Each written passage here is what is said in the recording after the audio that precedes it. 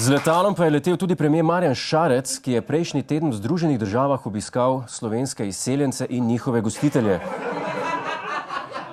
Kot ponavadi je bilo v času njegove odsotnosti na domačem političnem parketu popolnoma mirno in brez posebnosti. No, brez dogovora z vladajočo LMŠ so danes tako svoj zakon za ukinitev dopolnilnega zdravstvenega zavarovanja, ocenjen na 69 milijonov, vložili poslanci Levice. Ne samo, da so stvari potekale mirno, Levica je celo iznašla nov sistem vlaganja zakonov. Po novem je najhitrej, če zakon spišeš po noč, ga prineseš v parlament zgodaj zjutraj, pa pustiš, da Šarec za njega zve prek teleteksta.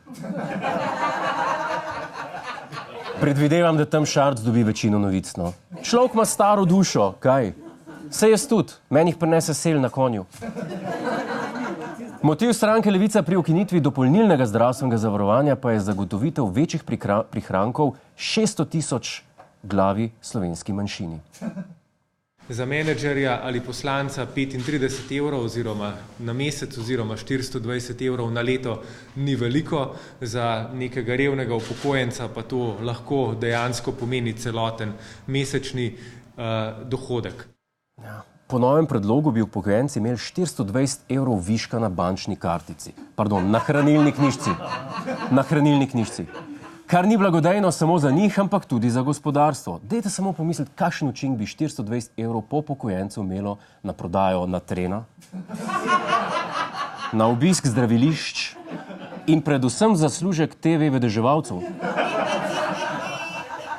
Besedna zveza več denarja za upokojence pa je tudi stavek, ki je iz jesenskega spanja zbudil Karla Erjavca hitreje kot odprto delovno mesto za ministra.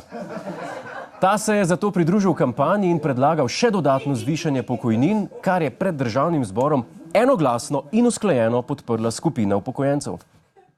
Vam kradejo zato, da lahko potem dolge odpisujejo. Zato, ker ZUJF samo za nas velja, za vse ostale. Dostojno življenje. A sem rekel usklajeno? Naja, definitivno so se uskladili glede tega, kar hočejo, nikakor pa glede tega, kdo naj govori. Hej, to je naš YouTube kanal, klikni na ta gumb in se naroči, da boš na tekočem. Polajkaj pa nas tudi na Facebooku in na Twitterju, pa na ulici, pa na kakšnem javnem WC-ju.